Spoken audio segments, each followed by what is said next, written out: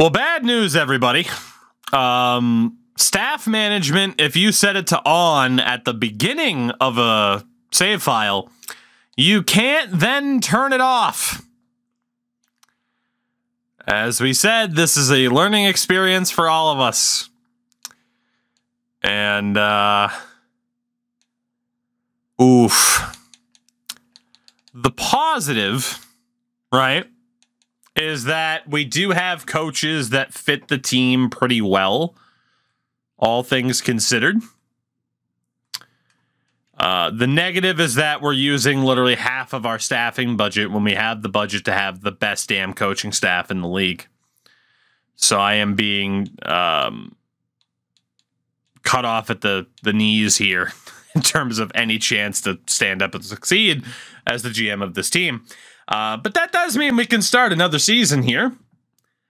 Like I said, learning experiences to see like, hey, what could this be for us? Could this be a fun thing we do every once in a while? And I think it could be. Obviously, there are some changes we would make, such as stopping the owner of the team from embezzling funds that are supposed to go to his hockey team. Kurban Limatov. What a name. Also hurt. Oliver Moore has an MCL sprain. Well, don't worry about it, Oliver. We have 2 defensemen as healthy scratches right now, so it'll be just fine. Crimey, where did Boone Jenner Chevrolet? I don't even remember. Oh, good. Roman Kantsarov is hurt, too. Oh, goodness. All right. Well, fun fact, we actually have a better starting record than we've had in any of our 2 prior seasons here with the team. So Nolan Allen's been playing center. Let's get Oliver Moore in there, and then Alex Alexiev's been playing left wing because our GM did not give us a forward as a healthy scratch. As Dylan Cousins... Shut up, man. It's always something with you. You're welcome for the vote of confidence. It was Deeks? All right. I mean, I certainly wasn't going to lay claim to inventing Boone Jenner Chevrolet. I just couldn't remember where the hell it started.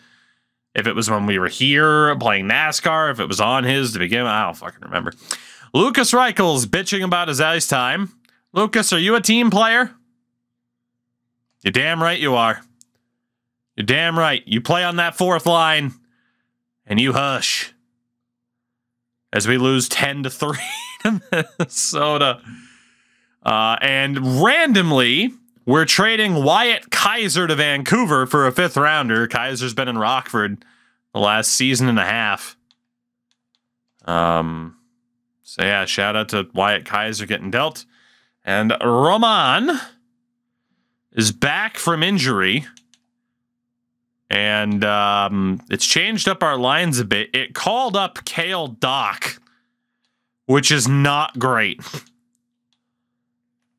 In all honesty, that's bad news. Again, we have too many younger players. I'm struggling to get them into this lineup in the first.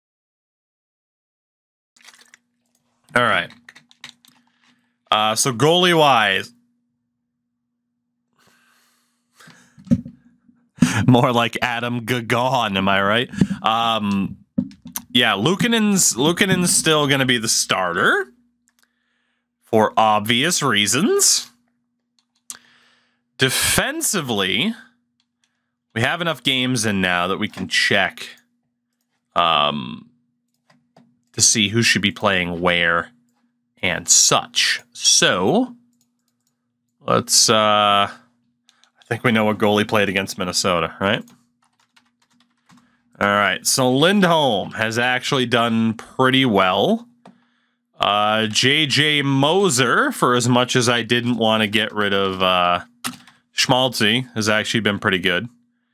Korchinski has also been pretty good. Silyev has been okay. Appleby hasn't done much. And then Nolan Allen has actually been okay. How has Brizgalov done?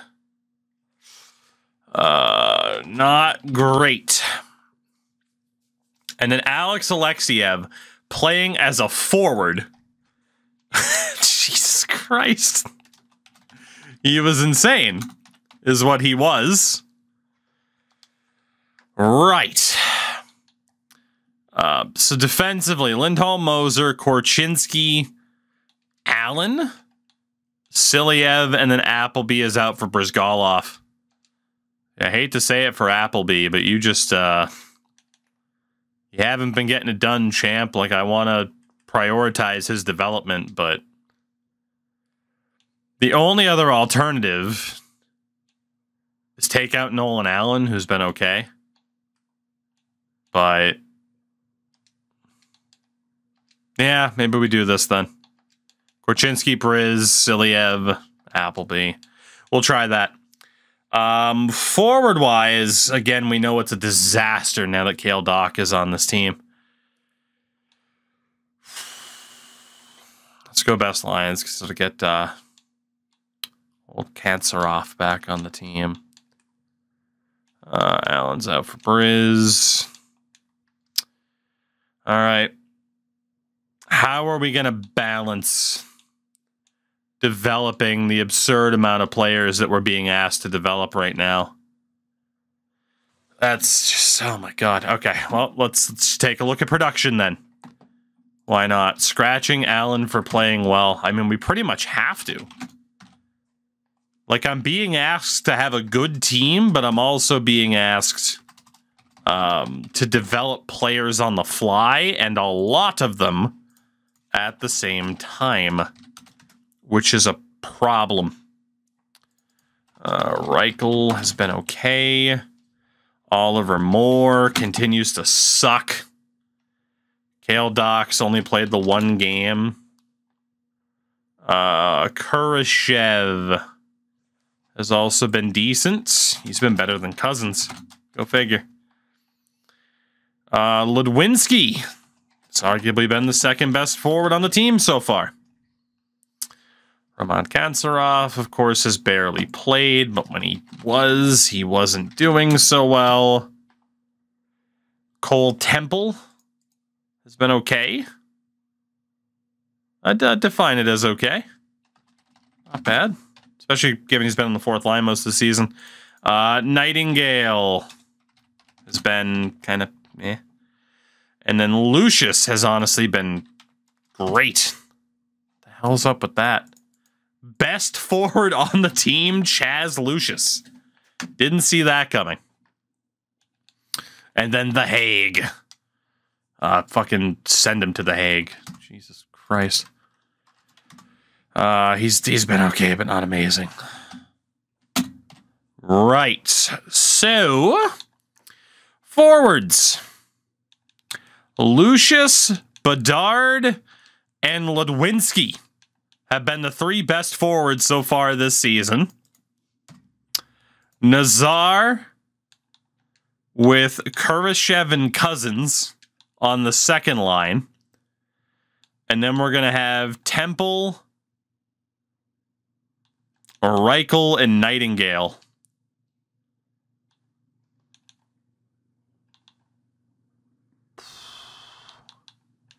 I hate to say it, but Kale Doc's going to have to be a scratch right now, which sucks. But with the pace we're on right now, I have to try to make the playoffs over player development. Like, it's not my fault that the GM's stunting player development. There's nothing I can do about it. All right, let's just optimize this. Best face-offs in the best spots. I imagine Bedard's still going to be the center. And he is. So there we go. That is based off of performance so far. Cole Temple immediately gets hurt. So there you go. Doc's right back in the lineup. That didn't take long. Because the damn schedule's glitched, so I didn't even know there was a game at that time. But we're 15 now. Make it, I was going to say 9-2. We've lost a shitload of games in a row. Ethan Bear is on waivers. I mean, we might as well claim him. Why not? Cole Temple is back, and indeed, there's a big loss we'll be talking about in a second.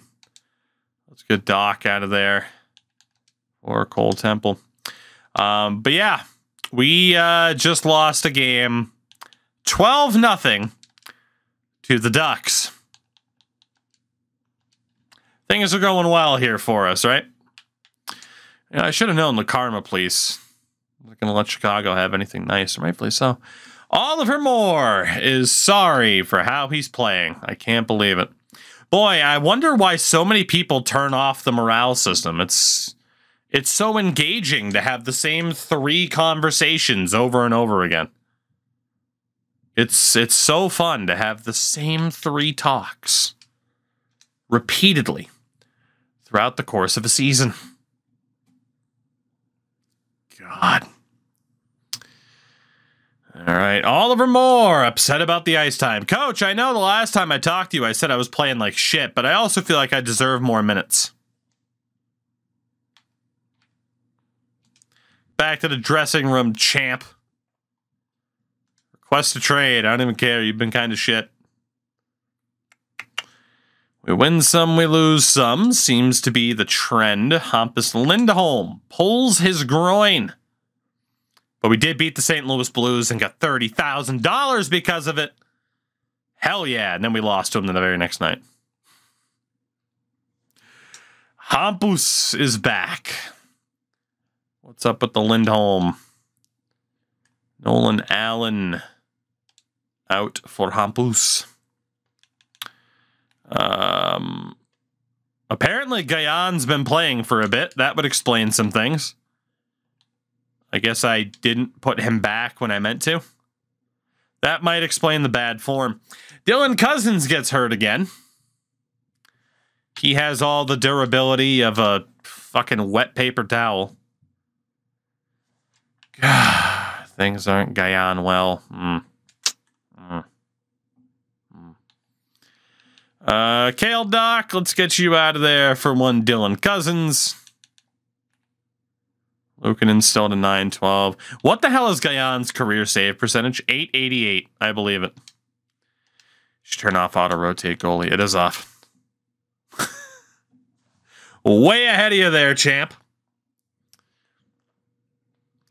Lucas Reichel. Can you believe it? He's sorry for how he's playing out there. It just has such potential to be good. But right now, it's just so shit. It's just so shit. Crash brand into the game. Could you believe it? Oliver, just go away. I already told you to fuck off once. I'll tell you to fuck off again. As we lose 5-1 and 6-1. Criminy. We are still rather inconsistent team as of March 1st. It is almost deadline time. Season ends today. We missed the playoffs, sitting in 5th in the division. Connor Bedard is under a point per game.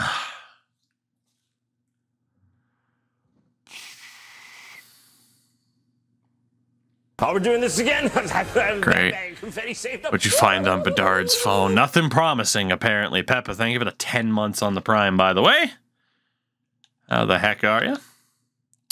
All right, well, given our current situation, I need to start worrying about player development.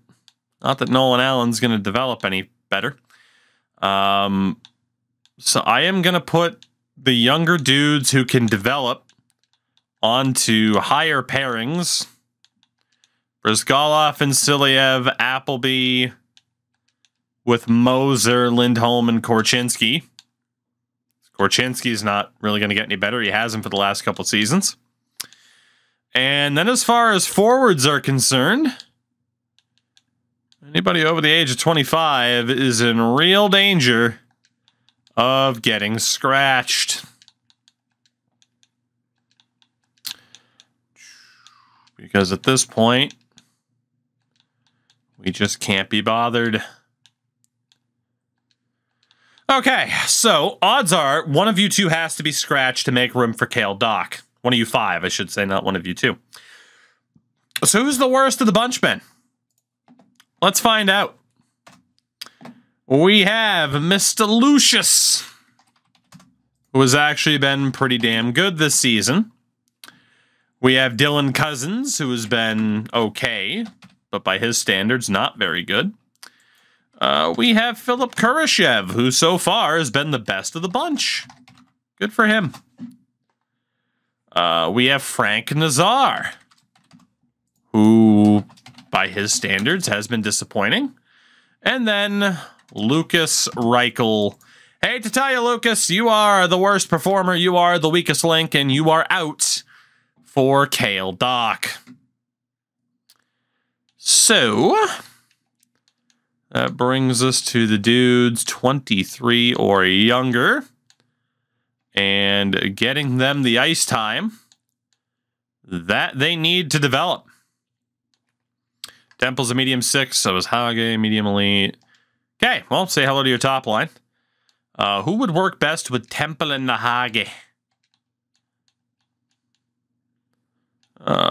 Congratulations to Frank Nazar. Let's see, who's best on that third line? Katsaroff needs to go down. And we'll go for Kurashev. There we go. Again, we are optimizing for player development at this point because this season's over. What else can we do? A lot of the trades that the AI have made have completely backfired on us. So let's start getting younger players into a spot to potentially succeed. Luukkonen is our starter. And we'll see if anything happens at the deadline. Not holding my breath. Cousins is about to be big mad, but to be honest, he has been so disappointing, I wouldn't really care if he were to get traded. As we're just going to keep losing games. Again, got to keep it at the current block. And here we go. Trade deadline. We all know how this works at this point. Dubois, Barabanov, Fiala. It's not the biggest buyer's markets. And our logo is not showing up for teams interested anywhere. So if I had to guess, we are very much not going to see anything happen here. With the exception of some sweet, beautiful GeoGuessr. Because, yeah, I'm not just going to sit here and wait for nothing to happen. If this isn't Japan, then damn it, I don't know what we're doing here. All right? I think it'd be south, so it's probably in the north. It was right outside of Tokyo. Fair enough. We'll see if any trades happen. This could be fucking anywhere. What is this? This could literally be anywhere.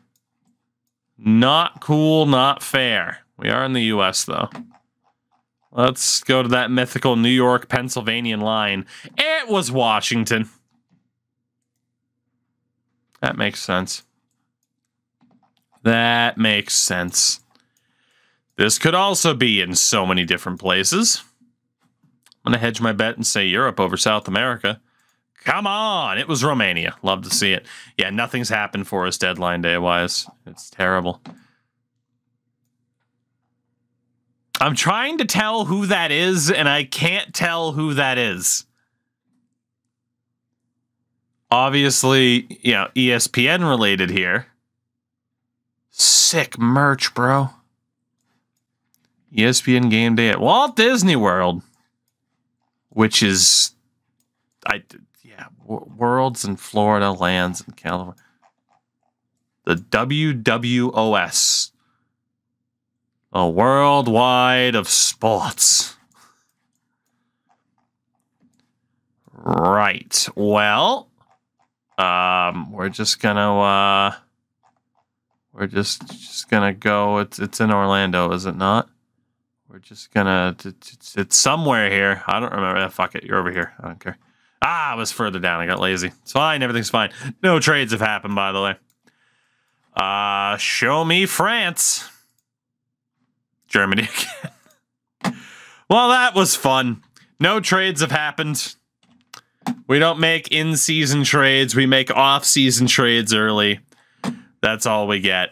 It's ridiculous. Maxie, what's going on? So I had an OHL game today, and I was talking to a friend about a playthrough 2K6 franchise I've been doing on Twitch recently. Friend got me to 2K5, mentioned 2K6 has Bob Cole and Harry Neal, which is tremendous. I mentioned to look back at 2K6 and I'm wondering if the other version released difference. As if like the next-gen version is all that different.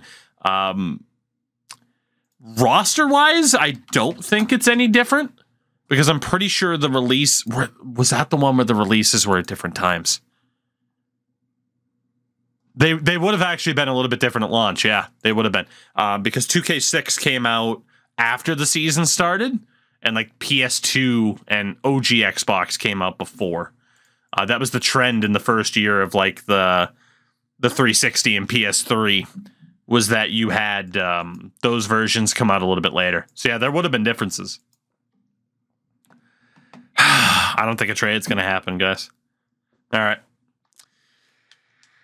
Oh, we are just so screwed here, aren't we? Any blockbusters? Mikey Anderson to Arizona for 2 seconds. When that's being defined as a blockbuster for this deadline, you know it's bad. We are currently 3 spots, or 3 points out of a playoff spot. Obviously, you could argue I just made my team worse, but... I'm okay with that. As Joe Nightingale gets hurt, we were losing games a ton anyway. Bunch of injuries at the best possible time. Goodness. I think it was just the dev time that they needed to actually finish the games was their big issue. All right, let's get Nolan Allen out of there. Actually, it was Kurashev that needs to be out of there for you. And then Kurashev can be in where Nightingale's supposed to be. So, Maxie, I'm going to be looking to probably do more like that, honestly. That's a fair point, too. 2K6 might have been a launch title. Ever finished playing Tomb Raider on the 360? The first one, yes. I never got around to playing the 2 sequels, though. It was a good game, though. I mean, it literally was...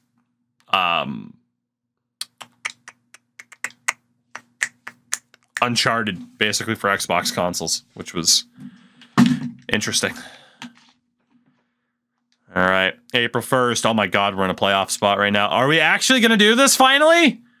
Am I finally going to see the playoffs for the first time in 6 seasons? This is my 6th season. 3 in St. Louis and now my 3rd in Chicago. We currently... have a 7-point lead on Nashville with a game at hand. This might actually happen. Dallas, we lose. Edmonton, we lose. Buffalo, thank God we won. Oh my God. All right. 4 points up with a game at hand still on Dallas. Los Angeles, we lose. Vegas, we win, okay. 5 points up on both Nashville and Dallas, and we play Nashville in 2 nights. But first, it's Colorado. We win. We're not quite there yet, but we're close. 3 games left. Nashville, 8-4 loss. However, finally, we have had one of our teams make the playoffs. After 6 damn seasons, we'll be taking on Colorado, who choked the division title away to Winnipeg. Chicago and Colorado in round number 1 of the playoffs. We actually did a thing. 6 years for the playoffs. Jesus. Well, no, that's unfair. We made it season 1 in St. Louis. I forgot about that. We didn't do well. I remember now. I remember now. There we go. Playoff bound. You love to see it. And St. Louis in the mud. They're nothing without me. Nothing.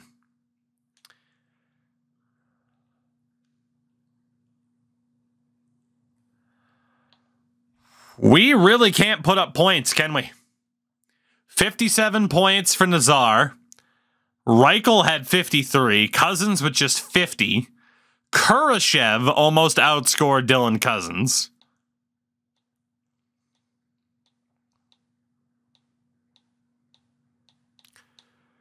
I mean, Cale Dock was awesome. 26 points in 31 games, but... Whew, Cousins and Lucius also over the 20-goal mark. So, surprise, surprise, a team in NHL, we don't really have the high goal scorer, but we do have scoring by committee, which seems to happen quite a bit. UPL is obviously going to be our starter in the playoffs. Apparently, Gayan got a shutout. Good for him. The other team must not have shown up. Criminy. Ryan Rubruk led the way in scoring. Jack Hughes, Adam Fantilli, Nathan McKinnon, the only guys to get over 100. It definitely does seem to lean back towards the idea of general scoring instead of super high-end scorers in terms of the sim engine. Misa was up there for Montreal, though. A lot of Bruins up there. 50 goal scorers, Pasta, Michkov, Elliot Springus, and Adam Fantilli. You also had to brink it up there. Defensively, over a point per game for Evan Bouchard, who is hurt. Seth Jones was up there. 22 goals for one Seth Jones. Let's see. Camesso did pretty well on his new team in Seattle. Looks like Jacob Fowler's at the top in terms of starters, though. And for the rookie race, James Scantlebury of the Scantlebury dynasty is probably going to win the Calder. Of the Rhode Island Scantleberries. So Camesso was in St. Louis. I mean, that would have been set up pretty well. I'll give you that. But speaking of set up well, this team for the playoffs, baby. I hope. Please. Colorado they won one of their final 10 games. And you just know they are going to destroy us.